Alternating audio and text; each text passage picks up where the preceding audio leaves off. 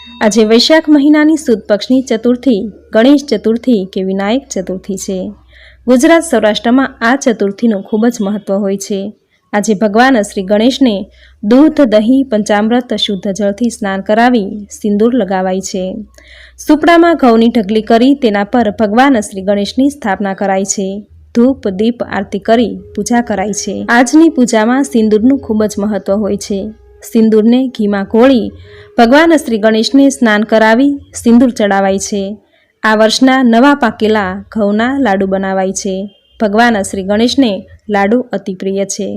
ગણપતિ દાદાને આ લાડુ ધરી તે ઘર પરિવારના સભ્યો પ્રસાદ તરીકે ગ્રહણ કરે છે।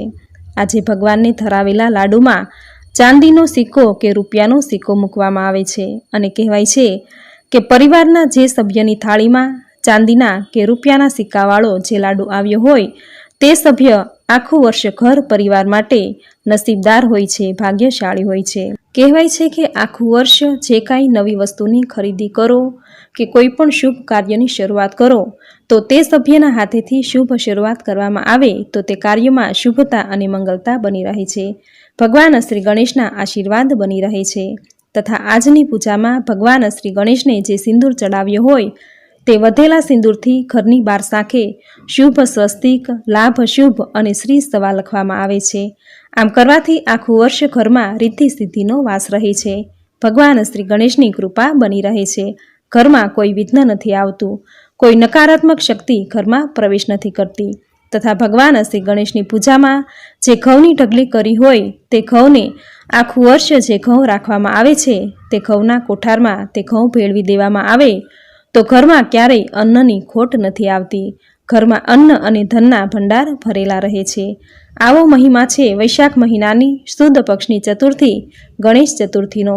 આ ચતુર્થીને વિનાયક ચતુર્થી પણ કહેવાય છે। તો મિત્રો, આજના શુભ દિવસે ભગવાન શ્રી ગણેશની ઉપાસના તથા ભગવાન શ્રી ગણેશની ઉત્પત્તિ રહસ્યની સુંદર કથા સાંભળી આજના દિવસને પાવન બનાવીએ।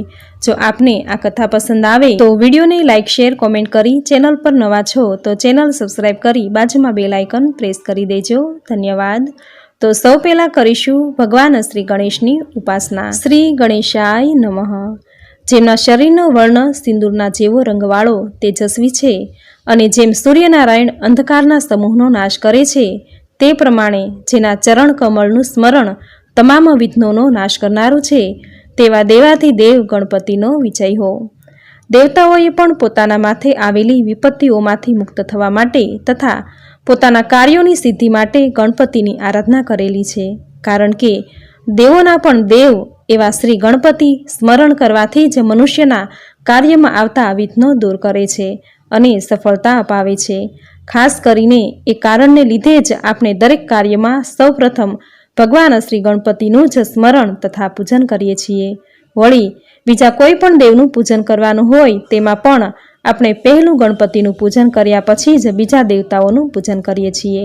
આમ ભક્તોના વિઘ્નોને દૂર કરનારા અને મનુષ્યોની મનોકામનાઓ પૂર્ણ કરનારા ભગવાન ગણપતિની આરાધના કરવાથી માણસ દરેક પ્રકારે સુખી થાય છે તેમાં જરા પણ શંકા નથી। આ પ્રમાણે મનુષ્ય વધારે સુખ સમૃદ્ધિ પામી શકે અને ઉન્નત બની શકે એ માટે ભગવાન શ્રી ગણપતિની આરાધના કરવી જ જોઈએ। બોલો ભગવાન શ્રી ગણેશની જય। તો હવે સાંભળશું ભગવાન શ્રી ગણેશ ઉત્પત્તિ રહસ્યની કથા। આદિદેવ નારાયણ શેષ નાગની શૈયામાં સૂતેલા હતા ત્યારે તેમને ક્રીડા કરવાની ઈચ્છા થઈ। ઈચ્છા થતાં ઈચ્છા શક્તિ ઉત્પન્ન થઈ અને આ શક્તિમાંથી માયા ઉત્પન્ન થઈ। આ માયા સાથે અહીં તત્વ ભળતા ભગવાનની નાભીમાંથી કમળ ઉત્પન્ન થયું। તે પછી નિર્ગુણ પરબ્રહ્મ એવા આદિદેવે સત્વગુણ, રજોગુણ અને તમોગુણ એ 3 ગુણના આશ્રયે પોતાના જ 3 સ્વરૂપ પ્રગટ કર્યા। આ સ્વરૂપો તે જ બ્રહ્મા, વિષ્ણુ અને શંકર। વળી દેવતાઓની સાથે તેઓની શક્તિઓ પણ ઉત્પન્ન થઈ। આ શક્તિઓ તે બ્રહ્માણી, વૈષ્ણવી અને રુદ્રાણી। શંકરની શક્તિ તે રુદ્રાણી અથવા સતી। દેવતાઓ તો હંમેશા જગતના કલ્યાણ માટે જ પ્રયત્ન કરે છે। ભગવાન આદિદેવ શંકર પણ જગતના કલ્યાણ માટે હંમેશા તપસ્યામાં લીન રહેતા અને ઘનઘોર ઘટાવાળા તપોવનમાં અથવા તો સ્મશાનમાં આસન જમાવીને બેસી રહેતા અને સતી એકલા પોતાની પર્ણકુટીમાં જ રહેતા તથા ભગવાન શંકરની સેવા આરાધના કરતા। એક સમયની વાત છે, ભગવાન શંકરે જ્યારે સમાધિ છોડી ત્યારે સતીએ તેમને 2 હાથ જોડીને કહ્યું કે હે નાથ, તમે સતત તપસ્યામાં જ મગ્ન રહો છો, તેથી મારે એકલા રહેવું પડે છે. વળી કોઈ વાર તો ઘણી મુશ્કેલીઓ ઊભી થાય છે. તમે ભલે તમારી તપસ્યામાં લીન રહો, પણ મારી મુશ્કેલીનો પણ કંઈક વિચાર કરો, જેથી મને શાંતિ રહે. આપની આટલી દયા થાય તેવી મારી ઈચ્છા છે. સતીના આવા વચન સાંભળીને ભગવાન શંકર હસ્યા અને પછી બોલ્યા, હે પ્રિયે, તમારી મુશ્કેલી દૂર કરવી એ મારી ફરજ છે. વળી આ તો ઘણી સહેલી વાત છે, માટે ચિંતા કરશો નહીં. હું તમને વરદાન આપું છું. જ્યારે તમને જરૂર જણાય ત્યારે તમે આ વરદાનનો ઉપયોગ કરજો અને મારું સ્મરણ કરીને તમારા શરીરના પડખામાંથી મેલ કાઢી અને તે મેલમાંથી તમે બાળક ઉત્પન્ન કરજો. જમણી તરફથી પુત્ર ઉત્પન્ન થશે તથા ડાબી તરફથી પુત્રી ઉત્પન્ન થશે. માટે હવે ચિંતા કરશો નહીં. સતીને આ પ્રમાણે વરદાન આપીને નિરંતર તપસ્યામાં મગ્ન રહેતા ભગવાન શંકર પાછા કૈલાસમાં ચાલ્યા ગયા અને પોતે વરદાન આપ્યું છે એ પણ ભૂલીને ફરીથી આસન જમાવી પોતાની તપસ્યામાં લીન થઈ ગયા. ભગવાન પાસેથી વરદાન મેળવ્યાનો કેટલોક સમય પસાર થયો. એક વખત સતીને સ્નાન કરવાની ઈચ્છા થઈ. આ વખતે અચાનક કોઈ આવી ચઢે તો શું થાય? આવો વિચાર આવતા ભગવાનનું વરદાન તેમને યાદ આવ્યું. સતીએ તરત જ પોતાની કમરમાંથી મેલ કાઢી 2 પૂતળા બનાવ્યા. ભગવાનનું સ્મરણ કરતાં જ તે પૂતળા સજીવન થઈ ગયા. તેમણે પુત્રનું નામ વિનાયક પાડ્યું તથા પુત્રીનું નામ ઉષા પાડ્યું. આમ 2 બાળકોને બાળના પાસે ચોકી કરવા બેસાડ્યા. બાળકોને બાળના આગળ બેસાડીને ઘરમાં સતી સ્નાન કરવા ગયા. આ વખતે નારદજી ભગવાન શંકરને ઘેર આવ્યા. નારદજી જાણતા હતા કે ભગવાન પોતે તો હંમેશા કૈલાસ પર સમાધિમાં જ રહે છે. આથી તેઓ સતીના દર્શન કરવા આવેલા. તેમણે બારણે 2 બાળકોને જોયા. નારદજીએ બાળકોને પૂછ્યું કે તમે કોણ છો અને અહીં કેમ બેઠા છો? નારદજીનો આવો પ્રશ્ન સાંભળી બાળકો બોલ્યા કે હે મુનિ, અમે સતી માતાના સંતાનો છીએ. માતાજી સ્નાન કરે છે અને અમને અહીં ઘરનું રક્ષણ કરવા બેસાડ્યા છે. બાળકોનો આવો જવાબ સાંભળીને નારદજી વિચારમાં પડી ગયા. તેમને થયું કે શંકર તો તપસ્યા કરે છે, તો પછી આ બાળકો સતીના કેવી રીતે થયા? આથી તેઓ તરત જ ત્યાંથી પાછા ફર્યા અને સીધા કૈલાસમાં ગયા. ત્યાં જઈને તેમણે શંકરની સ્તુતિ કરી.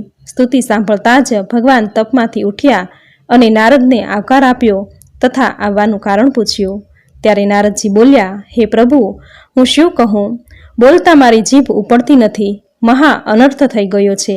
તમે તો અહીં બેઠા છો, તપ કરો છો અને ઘેરે તમારા સિવાય પણ બાળકો રમે છે. બસ આનાથી વધારે હું શું કહું? નારદજીના મુખમાંથી આવી વાત સાંભળી ભગવાન એકદમ ક્રોધે ભરાયા. તેમને થયું કે આ બધું કેવી રીતે બન્યું? ભગવાન શંકર તો ભોળા. તેમણે તરત જ પોતે વરદાન આપેલું તે ભૂલી ગયા અને આસન પરથી ઉઠ્યા અને ત્રિશૂળ લઈને ઘર તરફ ચાલવા માંડ્યું. ભગવાનનો ક્રોધ જોઈને નારદજી ગભરાયા, એટલે તે તો સીધા બ્રહ્મા તથા વિષ્ણુને ખબર આપવા દોડ્યા. આ તરફ ભગવાન શંકર પોતાના ઘર તરફ ચાલ્યા. ભગવાને મૃગ ચર્મ પહેરેલું છે. આખા શરીરે ભભૂતિ ચોળેલી છે. હાથમાં ભયંકર ત્રિશૂળ છે. પગમાં પાવડી તેમજ માથા ઉપર મોટી જટા છે. બાળના આગળ બેઠેલા બાળકોએ દૂરથી જ ભગવાનને આવતા જોયા. બાળકોને ક્યાંથી ખબર હોય કે આ તેમના પિતા શંકર છે? પેલી પુત્રી તો આવું બિહામણું સ્વરૂપ જોઈને ગભરાઈ ગઈ અને ઘરમાં દોડી ગઈ. પણ બાળક વિનાયક હાથમાં પરશું લઈને સામનો કરવા ઊભા થઈ ગયા. ભગવાને બાળકીને ઘરમાં જતી જોઈ અને બાળક લડવા માટે ઊભેલો જોયો. તેમણે તરત જ પોતાના હાથમાંથી ત્રિશૂળ છોડ્યું અને બાળકનું ડોકું છેદી નાખ્યું. બરાબર તે જ વખતે સતી ઘરમાંથી બહાર આવ્યા. આ તરફ નારદજીના કહેવાથી બ્રહ્મા તથા વિષ્ણુ પણ આવી પહોંચ્યા. કારણ કે તેઓ ધ્યાન કરીને જોયું તો પ્રભુએ વરદાન આપ્યું છે અને તે ભૂલી ગયા છે. એટલા માટે મોટો અનર્થ થશે. આથી શંકરને શાંત કરવા જ તેઓ આવ્યા હતા. વિષ્ણુએ ભગવાન શંકરને તેમના વરદાનની વાત યાદ કરાવીને શાંત પાડ્યા. પુત્રની હત્યા થવાથી સતી એકદમ શોક કરવા લાગ્યા. બ્રહ્માજીએ શંકરને કહ્યું કે હે દેવ, હવે જલ્દી જાઓ અને માર્ગમાં જે પ્રથમ મળે તેનું મસ્તક કાપી લાવો, એટલે હું આ બાળકને સજીવન કરી આપીશ. બ્રહ્માજીના વચન સાંભળી શંકર દોડ્યા. માર્ગમાં એક હાથી મળ્યો એટલે ત્રિશૂળથી તેનું મસ્તક છેદી લાવ્યા. બ્રહ્માજીએ બાળકના ધડ પર હાથીનું મસ્તક મૂકીને બાળકને સજીવન કરી દીધો. બાળક પાછો સજીવન થયો, પરંતુ તેનું આવું કદરૂપું શરીર જોઈને પોતાના પુત્રને માટે સતી હજુ પણ શોક કરવા લાગ્યા. આ જોઈને બ્રહ્માજીએ કહ્યું કે સતી, શોક કરવાની જરૂર નથી. અમે ત્રણેય દેવતાઓ તમારા આ પુત્રને વરદાન આપીએ છીએ કે દરેક કાર્યમાં કોઈ પણ દેવના પૂજન પહેલાં તમારા આ પુત્રનું પૂજન થશે. વળી જેઓ ગજાનનનું પૂજન કરશે તેના કાર્યમાં કદી પણ વિઘ્ન નહીં આવે. આ પ્રમાણે ગણપતિને વરદાન આપીને બ્રહ્મા અને વિષ્ણુ અંતર્ધ્યાન થઈ ગયા. ત્યાર પછી શંકર પણ પોતાના પુત્રને ઉત્તમ વરદાન આપીને તપસ્યા કરવા માટે કૈલાસમાં ચાલ્યા ગયા. ગજ એટલે હાથી અને આનન એટલે મુખ. ભગવાન ગણપતિનું મુખ હાથી જેવું છે એટલે તેમને ગજાનન કહેવામાં આવે છે. આમ તેમનું નામ ગજાનન આવી રીતે પડ્યું.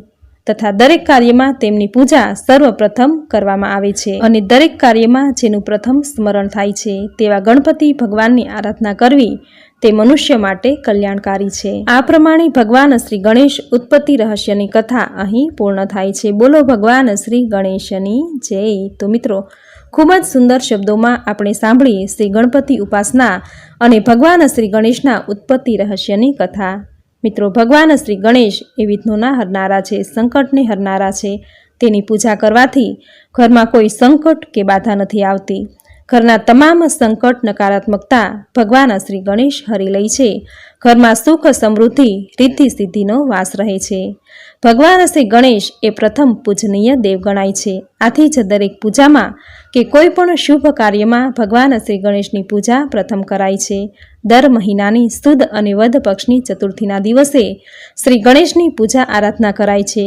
સુદ પક્ષમાં વિનાયક ચતુર્થી આવે છે અને વદ પક્ષમાં સંકષ્ટ ચતુર્થી આવે છે.